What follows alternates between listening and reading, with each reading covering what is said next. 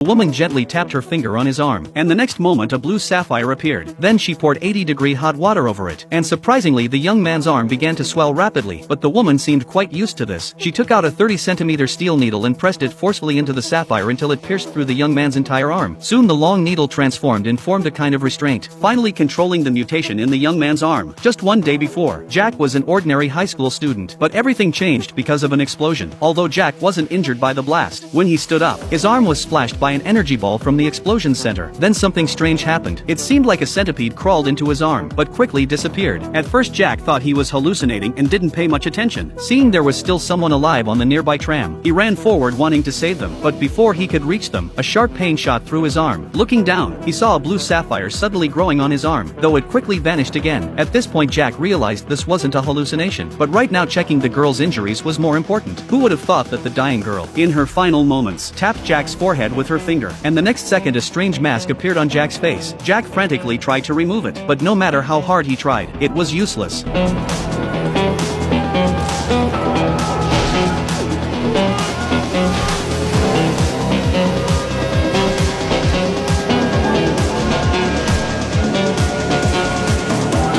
As unknown fluid enveloped Jack, he completely transformed into a monster. Soldiers who came to investigate saw the scene and thought he had caused the explosion, so they began shooting frantically at Jack. However, at the moment he fell, his girlfriend heard the monster's cry for help. Suddenly a huge flesh ball dropped from the sky, then a terrifying monster crawled out of it. Not only were bullets ineffective against it, even tank shells couldn't harm it at all. Then the monster began firing lasers around, even splitting the school in two, and the monster's target was Jack. Although Jack wanted to protect his girlfriend, he nearly got her killed because he wasn't yet accustomed to his new body. Fortunately, the monster's aim wasn't very accurate, which saved their lives, but before they could feel relieved, the monster attacked Jack again, and Jack fought desperately against the monster with his remaining willpower, just as he was about to be defeated.